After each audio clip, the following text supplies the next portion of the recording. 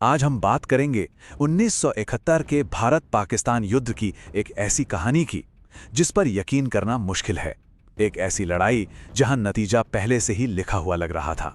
जी हां, ये है लोंगेवाला की मशहूर लड़ाई की दास्तान, जो हिम्मत और दिमाग की एक मिसाल है। तो कहानी का एक सिरा पकड़ते हैं और वो सिरा है ये नंबर 120। बस 120 भारतीय सैनिक। और अब देखते हैं कि उनके सामने कौन था। लगभग 3000 पाकिस्तानी सैनिक। सोचिए जरा, 120 के सामने 3000। यहीं से ये लड़ाई असाधारण बन जाती है। पर बात सिर्फ सैनिकों की गिनती की नहीं थी, मामला उससे कहीं ज्यादा गंभीर था। देखिए, एक तरफ भारत के 120 जवान थे और उनके पास क्या था? एक जीप पर लगी हुई रिकॉयलेस राइफल। और टैंक? एक भी नहीं, जीरो। अब दूसरी तरफ देखिए, पाकिस्तान के पास थे 2000 से 3000 सैनिक, 40, जी हां 40 टैंक और पूरी की पूरी इन्फेंट्री ब्रिगेड। मतलब ये तो किसी भी हिसाब से बराबरी का मुकाबला था ही नहीं। तो चलिए अब सीधे चलते हैं उस रात में। तारीख 4 दिसंबर 1971। जगह थार का रेगिस्तान। यहां भारत की एक छोटी सी सीमा चौकी थी, लोंगेवाला। और पाकिस्तान के लिए यह चौकी भारत में बड़े हमले का दरवाजा खोलने की चाबी थी। अब यहां एक बात समझनी बहुत जरूरी है। उस समय 1971 में भारत का पूरा फोकस असल लड़ाई पूर्वी मोर्चे पर चल रही थी। तो पश्चिम में यानी लोंगेवाला जैसी जगहों पर सेना का प्लान बस इतना था कि दुश्मन को रोके रखो। इसे मिलिट्री की भाषा में होल्डिंग ऑपरेशन कहते हैं। मतलब वहां किसी को इतने बड़े हमले की उम्मीद ही नहीं थी। और ऐसे ही मुश्किल हालात में कहानी के हीरो की एंट्री होती है, मेजर कुलदीप सिंह चांदपुरी।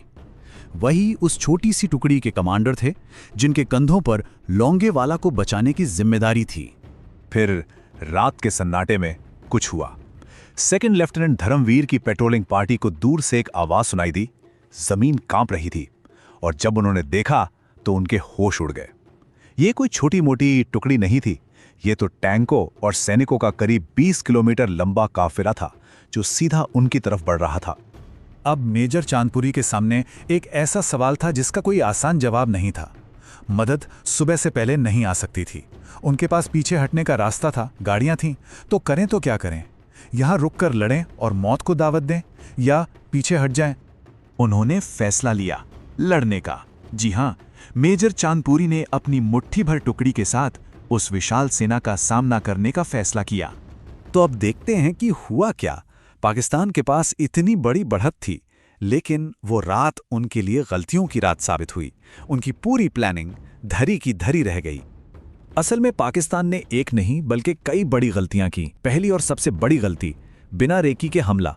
उन्हें अंदाजा ही नहीं था कि थार की नरम रेत उनके भारी टैंकों के लिए एक जाल है। दूसरी गलती, उन्होंने मामूली कंटीले तारों को माइनफील्ड मतलब बारूदी सुरंग समझ लिया और इस चक्कर में हमले के सबसे कीमती शुरुआती 2 घंटे बर्बाद कर दिए। फिर जब टैंकों ने पोस्ट को घेरने के लिए मेन रास्ता छोड़ा तो वो रेत में फंस गए। और शायद सबसे बड़ी बेवकूफी थी उनके टैंकों पर लगे बाहरी फ्यूल टैंक। जैसे ही उन पर गोली लगती वो एक आग के गोले में बदल जाते और अंधेरी रात में भारतीय सैनिकों के लिए रोशनी कर देते।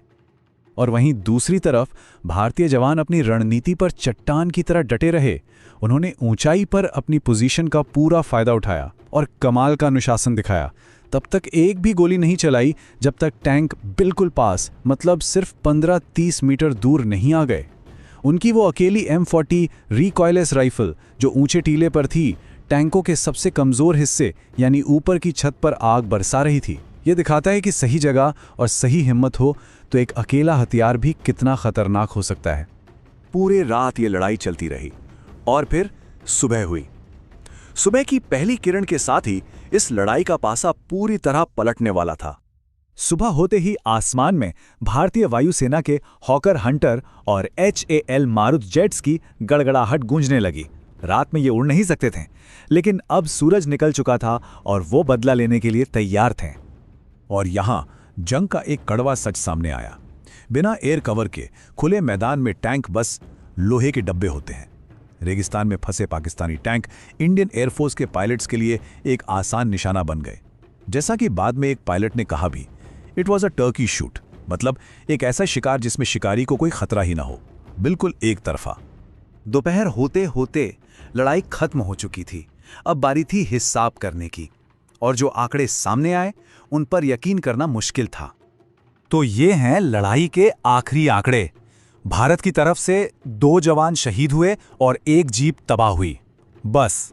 और पाकिस्तान 200 से 300 सैनिक मारे गए, 36 टैंक पूरी तरह बर्बाद हो गए और 100 से ज्यादा गाड़ियां खाक हो गईं। ये एक ऐसी जीत थी जिसकी किसी ने उम्मीद भी नहीं की थी। इस लड़ाई का असर बहुत गहरा हुआ।